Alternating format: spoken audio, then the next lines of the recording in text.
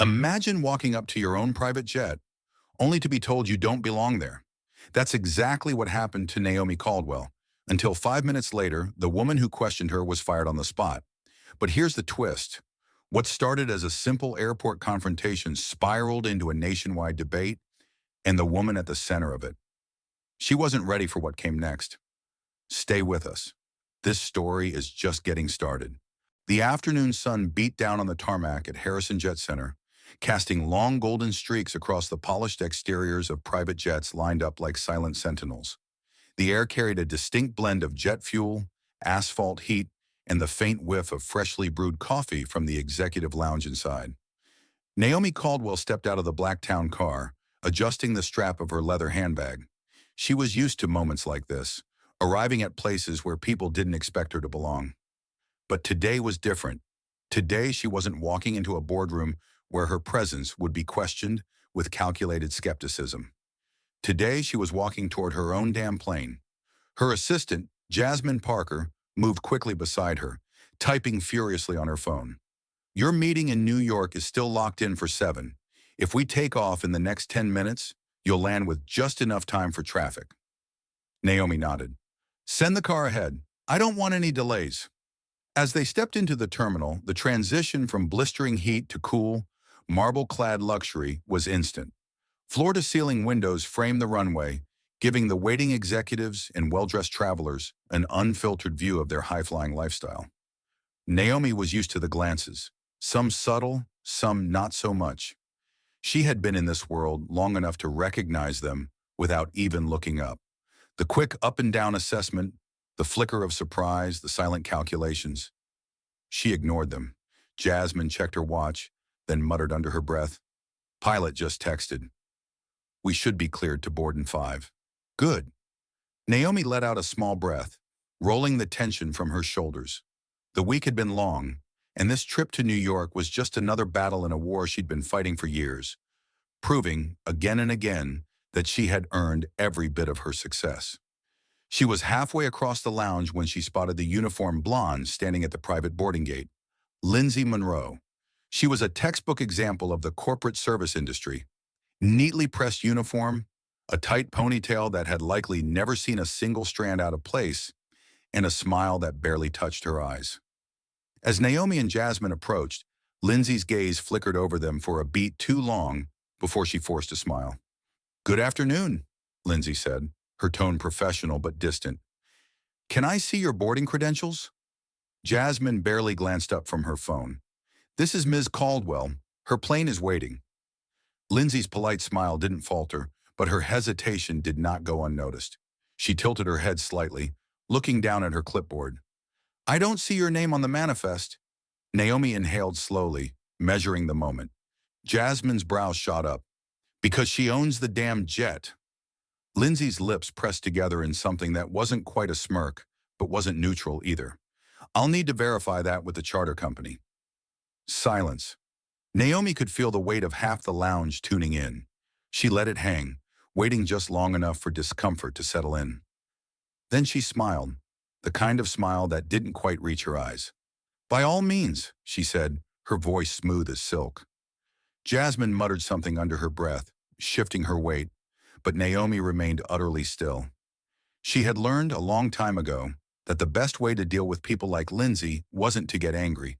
It was to let them reveal themselves. Lindsay hesitated, then keyed something into her radio. One moment. The seconds stretched longer than necessary. Naomi could feel the tension rippling through the space, subtle but unmistakable. Finally, the radio crackled. That's confirmed, the voice on the other end said. Lindsay's smile barely twitched. She lowered the radio. I'll escort you now. Naomi didn't move. She let the silence linger just long enough before stepping past Lindsay without another word. As she walked toward the tarmac, she could still feel Lindsay watching her. She didn't need to turn around to know what was in those eyes. She had seen it before. She would see it again. But this time she wasn't letting it slide. The moment Naomi stepped onto the tarmac, the heat of the asphalt radiated upward, wrapping around her like a second skin. Her jet stood sleek and imposing under the afternoon sun, the silver lettering of Caldwell Capital gleaming along the fuselage. She should have been thinking about her meeting in New York. She should have been reviewing her notes, her numbers, her next move. But she wasn't, because out of the corner of her eye, she saw Lindsay Monroe standing near the terminal, talking to another staff member and laughing. Naomi slowed her stride, catching just enough of the body language. The tilt of the head, the barely there glance in her direction, the smirk that curled Lindsay's lips, to understand exactly what was happening. Jasmine noticed it too. She muttered, "What's so funny?" Naomi didn't answer. She didn't need to. Lindsay was doing what a million people before her had done, acting like it wasn't a big deal, like it was some private joke, like Naomi was just another anomaly that didn't quite belong in this space. Her fingers tightened slightly around the strap of her handbag. She wasn't angry. No, anger was easy. She had burned through that emotion years ago. This was something colder, sharpened. "I need to make a call," she said, turning back toward the terminal. Jasmine frowned. "Now?" "We're about to board." Naomi was already pulling out her phone. Inside the terminal, she stepped into a quiet hallway and pressed a single name in her contact list. It rang twice before a voice answered. "Ms. Caldwell?" "Marcus," she said, "I need you to come down here. Now!" A beat. Then, "Everything okay?" Her jaw tightened. "Just get here." She ended the call before he could ask anything else. By the time she stepped back onto the tarmac, Lindsay was still standing there, still laughing at whatever inside joke she had created. Naomi walked past her without acknowledgement, stepping onto the stairs of her jet. But this wasn't over. Not even close. Inside the jet, Naomi settled into her seat, but her mind wasn't on the plush leather interior or the cool air circulating through the cabin. She wasn't thinking about the champagne chilling in the side compartment or the upcoming meeting in New York. She was thinking about that smirk, the casual way Lindsay Monroe had dismissed her, like she was some unexpected glitch in a system that was supposed to run smoothly for people who looked like Lindsay, not like Naomi. Jasmine, sitting across from her, was already typing away on her phone, oblivious to the storm brewing inside Naomi's head. "The pilot just confirmed we'll taxi in 5 minutes," Jasmine muttered, still focused on her screen. "You should land in time for—" "Not yet," Naomi cut in. Jasmine's fingers froze mid-type. She looked up. "What do you mean, not yet?" Before Naomi could answer, movement at the jet's entrance caught her attention. A tall, broad-shouldered man in a dark suit stepped inside. He moved with the kind of confidence that made people step aside without needing to be told. Marcus Henderson, Chief of Flight Operations for Caldwell Capital, and Naomi's personal enforcer when things needed to be handled swiftly and quietly. He didn't waste time on greetings. "What's going on?" Naomi set her phone down, smoothing the fabric of her slacks. Her voice was steady, controlled. "There's a flight attendant named Lindsay Monroe," she said. "I want to know why she thought she had the right to question whether I belonged on my own jet." Jasmine inhaled sharply. "Oh, damn, you're doing this now?" Naomi's eyes didn't waver. "Yes." Marcus nodded once. No hesitation. "I'll take care of it."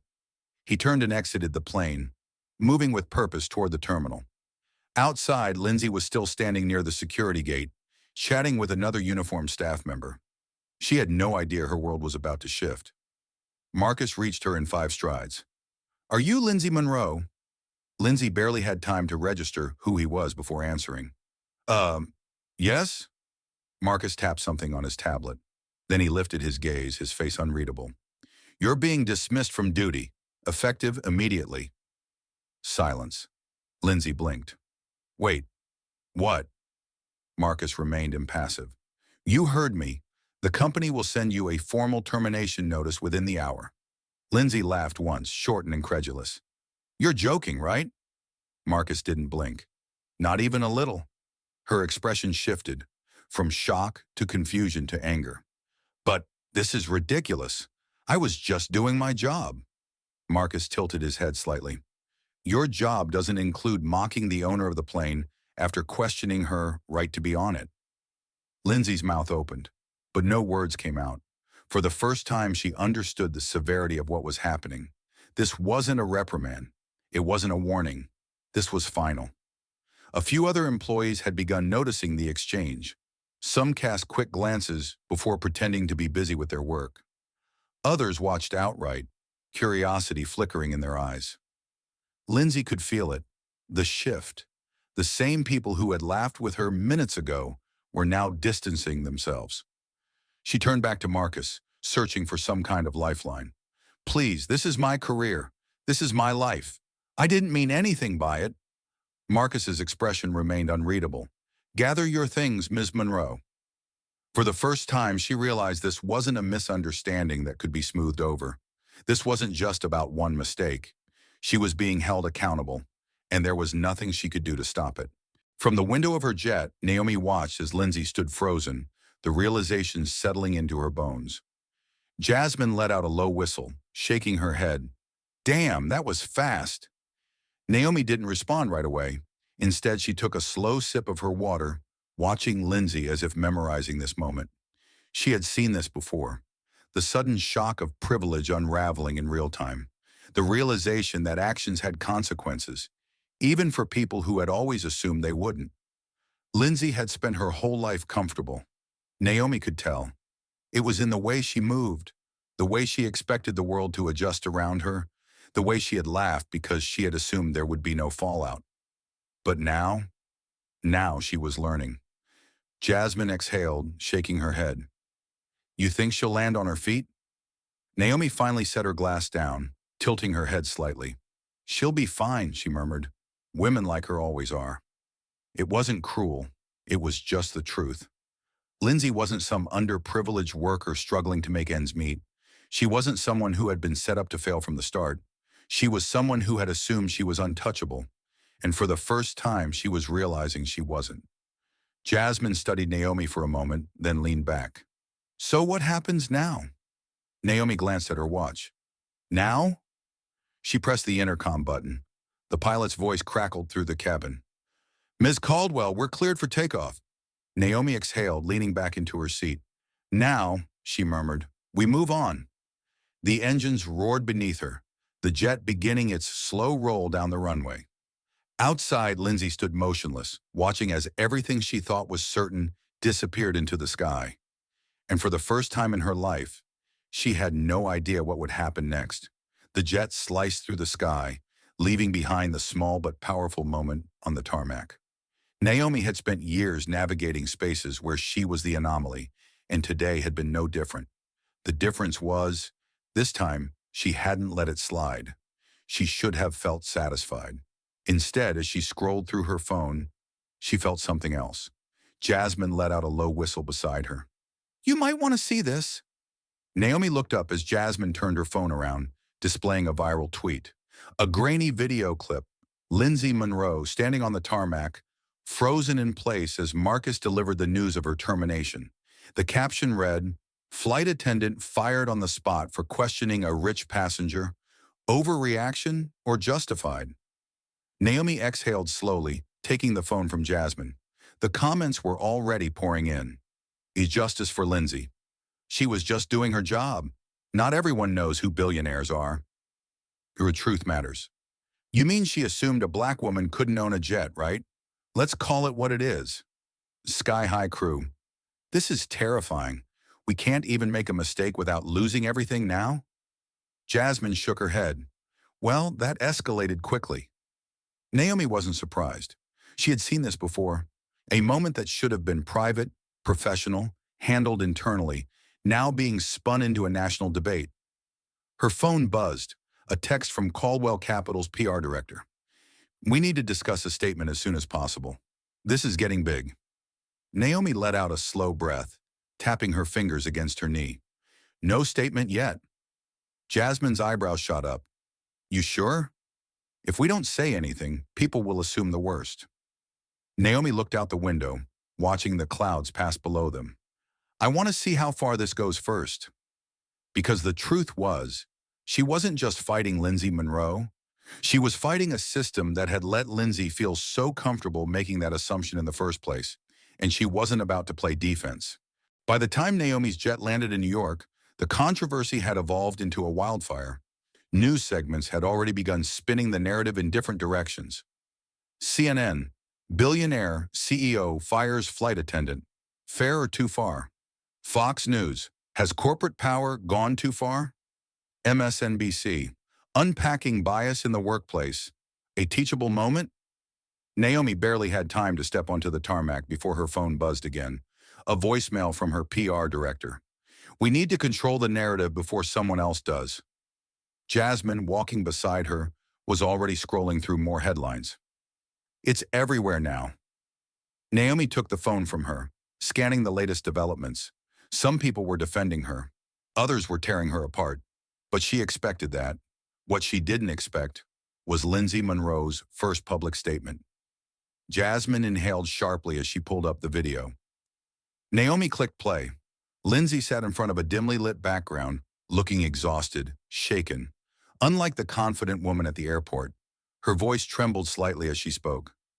I lost my job over this. I never meant to offend anyone, but I was just doing what I was trained to do. People are saying I made assumptions, but it wasn't personal. I didn't even know who Naomi Caldwell was until after the fact. She swallowed hard. I understand that people are upset, but I don't think I deserve to lose everything over one mistake. The video ended. Jasmine let out a slow breath. Damn, that's going to get her sympathy points. Naomi felt the shift immediately. This wasn't just a conversation about bias anymore. It was becoming a conversation about power, about whether Naomi had been too harsh, whether she had used her influence to destroy someone's life. And that was the narrative that would be hardest to fight. Jasmine glanced at her. What do we do? Naomi exhaled. We wait. Jasmine frowned. For what? Naomi's jaw tightened. For Lindsay to decide what kind of person she really is. Because one video wasn't going to erase what had happened. And sooner or later, Lindsay Monroe was going to have to choose whether she wanted to be a victim or take responsibility. Naomi stepped into the black SUV waiting outside the airport, her fingers drumming lightly against her knee as the driver pulled away from the tarmac. Jasmine sat beside her, scrolling through her phone with a deepening frown. The Lindsay video is gaining traction. Some networks are already scheduling panels to discuss the ethics of corporate punishment. She made air quotes with her fingers, her annoyance palpable. Naomi remained quiet. She had been in business long enough to know that truth didn't always win the battle of perception. The conversation wasn't about what actually happened anymore. It was about who controlled the story.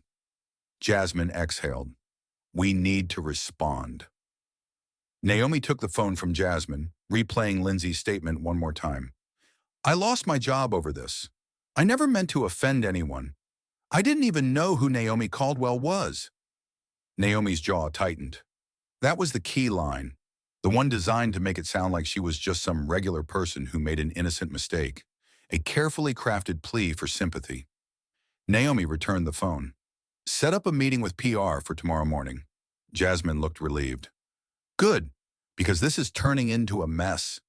Naomi turned to the window, watching the city blur past. It's not a mess, she murmured. It's a game. And Naomi didn't lose games. Lindsay sat in her tiny one-bedroom apartment, the glow of her laptop screen casting sharp shadows across her face. The past 48 hours had been a whirlwind of media appearances, interviews, and public outcry. People were reaching out, some offering support, some threatening her, and others just looking for a juicy soundbite.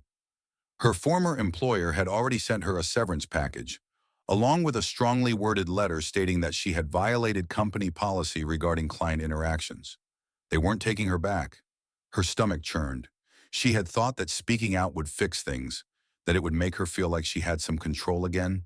But now she just felt adrift. Her phone buzzed. She glanced at the screen. Unknown number. She almost ignored it, but something in her gut told her to answer. She hesitated, then swiped. Hello? A familiar voice spoke. Calm, measured, unshaken. Lindsay, it's Naomi Caldwell. Lindsay's breath caught. She hadn't expected this. Not after everything. Not after the war that was unfolding between them. Naomi's next words were slow, deliberate. I think it's time we talked. Lindsay gripped the phone tighter, her breath shallow. Why was Naomi calling her? After everything, the firing, the viral backlash, the media storm, What else was there to say? For a second, she considered hanging up, but something in Naomi's voice stopped her. It wasn't anger. It wasn't gloating. It was control, a quiet confidence that made it clear she hadn't called on impulse. Lindsay swallowed hard. "Why are you calling me?" Naomi's response was immediate. "Because I want to know something." Lindsay hesitated. "What?" There was a pause. Then Naomi said, "Do you actually believe you're the victim here?" Lindsay froze. Her fingers clenched around the phone, heart pounding against her ribs. "What kind of question is that?" she said, forcing out a dry laugh. "A necessary one," Naomi replied smoothly. "Because I've seen people like you before, Lindsay.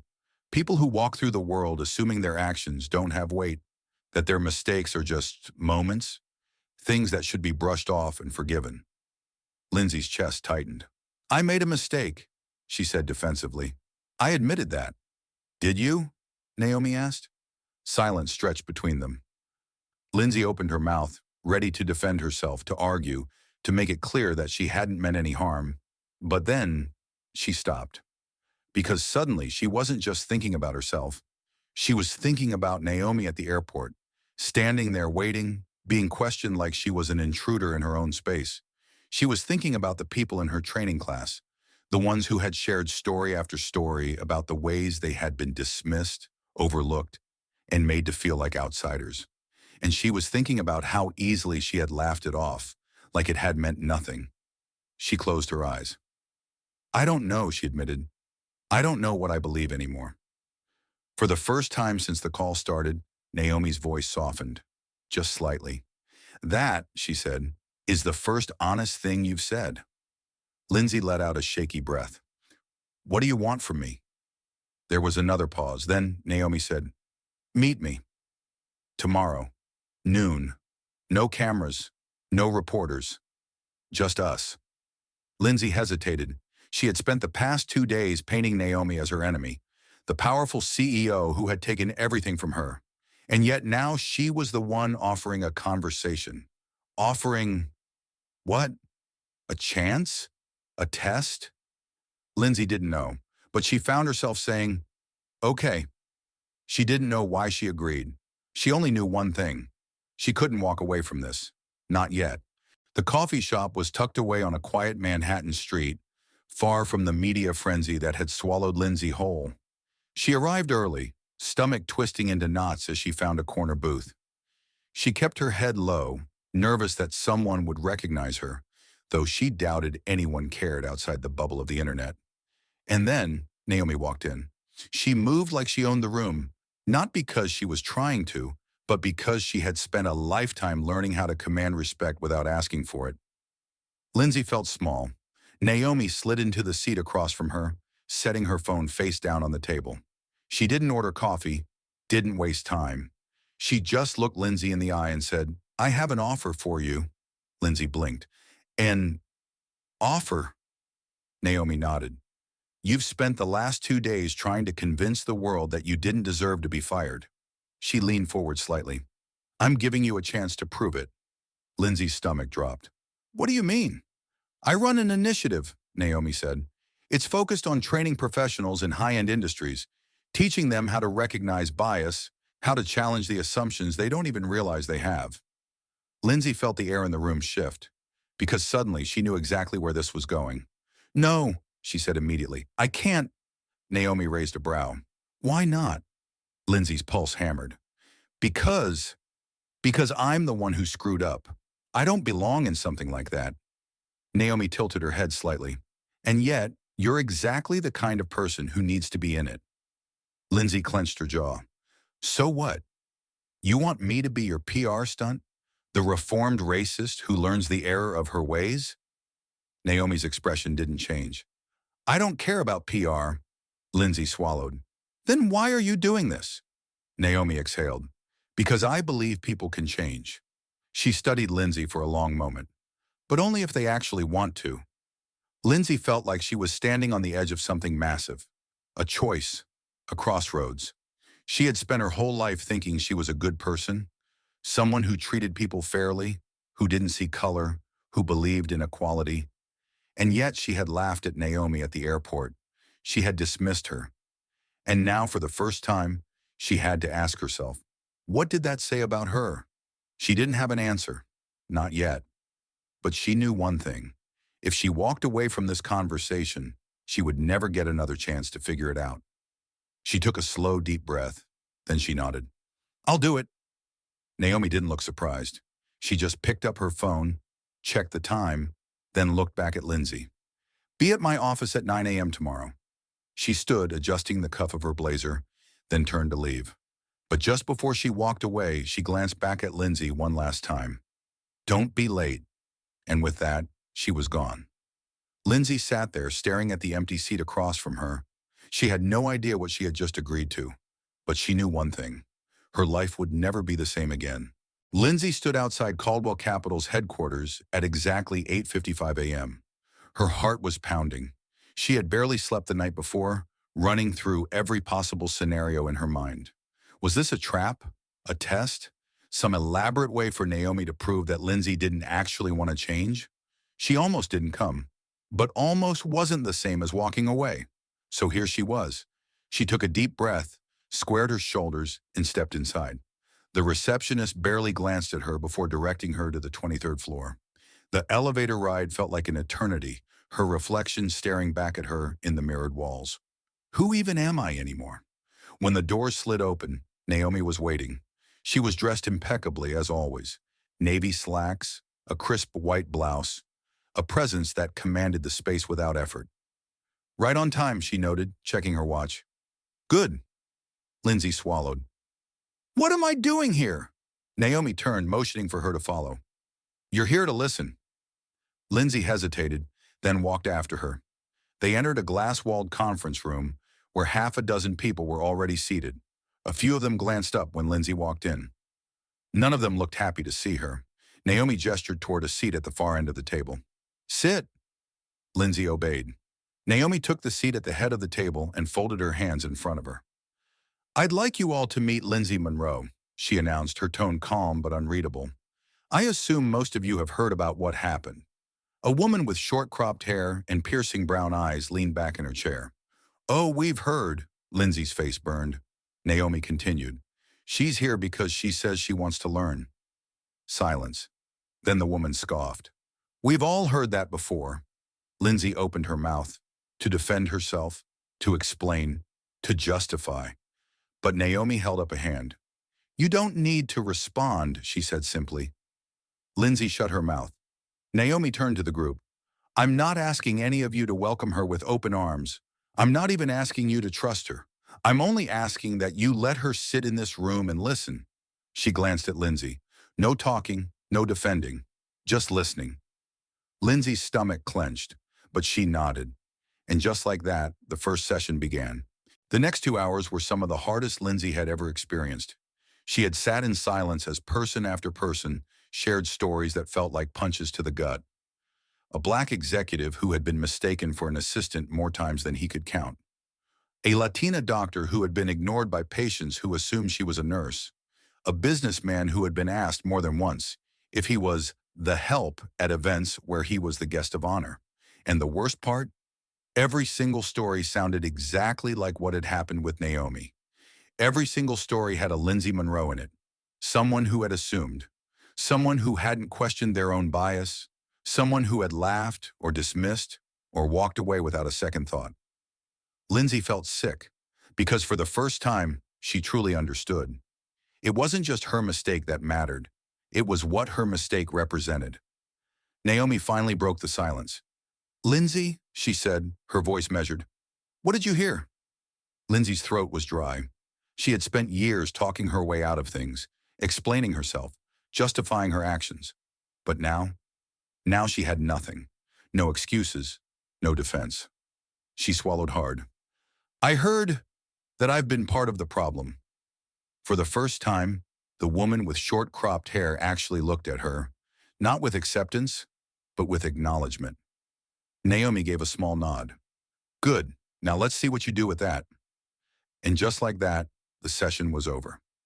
Lindsay sat there, her world rearranging itself around her. She didn't know what came next, but for the first time in her life, she was ready to find out. Lindsay walked out of the conference room feeling like she had been turned inside out. Her chest was tight, her head was spinning, and for the first time in her life, she didn't have the words to explain what she was feeling.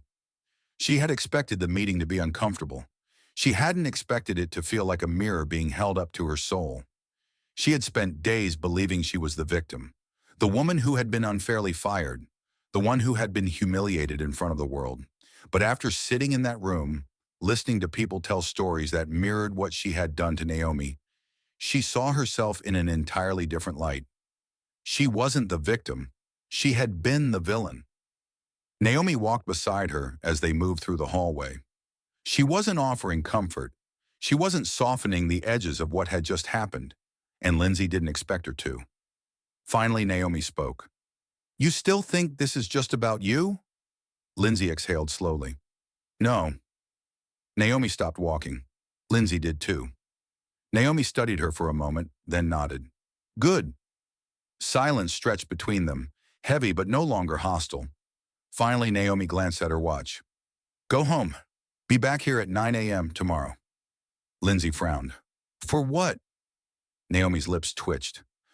"To prove that today wasn't just guilt talking." Lindsay's stomach tightened, because she understood exactly what Naomi meant. It was easy to feel guilty in the moment, easy to sit in a room full of people who had been dismissed, underestimated, humiliated, and agree that it was wrong. The real question was, what was she going to do about it? Lindsay barely slept that night. She kept replaying every single story she had heard, every look she had received in that room, every moment she had dismissed as nothing before this. She had spent her entire life believing she was a good person, but was she? She stared at the ceiling, her stomach churning with a discomfort she couldn't shake. At 2 a.m., she reached for her phone. Her fingers hovered over the screen. Then, before she could talk herself out of it, she hit call. The line rang twice before a groggy voice answered. "Lindsay?" Her throat tightened. "Mom." Her mother sounded half asleep. "Are you okay? It's late." Lindsay closed her eyes. "I need to ask you something." There was a pause, then, "Okay?" Lindsay swallowed. Her pulse roared in her ears. "When I was growing up, did you ever talk to me about race?" Her mother was silent for a long moment. Then, with a hesitant tone, she said, "Why are you asking me that?" Lindsay clenched her jaw. "Because I think I should have learned about it a long time ago." Another pause. Then softly, "Lindsay, I don't understand what's happening." Lindsay closed her eyes. She didn't either. All she knew was that everything she had been taught, everything she had believed about herself, was being rewritten. And for the first time in her life, she was ready to listen. Lindsay arrived at Caldwell Capital at 8:55 a.m., her stomach twisted in knots. She had spent the whole night rethinking everything, the things she had never questioned, the conversations she had never had, the moments she had dismissed as not a big deal. Now she was walking back into the lion's den, not because she had to, but because she needed to. At 8:58 a.m., she stepped out of the elevator. Naomi was already waiting. She was seated at the head of the conference table, a cup of coffee steaming in front of her. When she looked up, her expression was unreadable. "You came back," she said. Lindsay exhaled. "Yeah." Naomi nodded slightly, motioning for her to sit. "Then let's get started." This time, the room wasn't filled with stories. It was filled with solutions. Lindsay sat in silence as Naomi laid out the real work, not just acknowledging bias, but breaking it down, recognizing how it operated in workplaces, in policies, in hiring decisions, understanding how it wasn't just about individuals, but about systems that had been built to exclude people like Naomi and favor people like Lindsay. And then, after an hour of listening, Naomi leaned back in her chair. "Now," she said, "what are you going to do with this?" Lindsay stared at her, feeling the weight of the question settle on her chest. Her throat felt dry. "I don't know." Naomi's gaze was steady. "Then figure it out. Because listening is the easy part." Lindsay swallowed. "And the hard part?" Naomi's lips curved slightly. "Unlearning everything you think you know." A week later, Lindsay sat in front of her laptop, staring at the cursor blinking on the screen. Her fingers hovered over the keyboard. She had spent the past few days immersed in the work, reading, learning, listening, understanding. She had been offered a seat in the initiative, not as a speaker, not as an expert, but as a student, and she had taken it. Now she was staring at a blank document, preparing to write the hardest thing she had ever written, a public statement, not the kind that defended herself, not the kind that made excuses, not the kind that spun a narrative in her favor, the kind that told the truth. She took a deep breath, then began typing. I was wrong, and for a long time, I didn't even realize how wrong I was. She kept writing. This time she wasn't running. This time she was owning it, and this time she was ready to change. In the end, Lindsay faced a choice: cling to the comfort of excuses or step into the fire and change. And that's the thing about growth. It's never easy, never convenient, and it forces us to see truths we once ignored. But when we choose to listen, to learn, and to do better, that's when real change happens. So what do you think? Should second chances always be given, or do consequences need to be permanent to teach a lesson? Drop your thoughts in the comments below. We'd love to hear your perspective. And if you enjoyed this story, don't forget to subscribe for more powerful, thought-provoking stories just like this one. See you in the next one.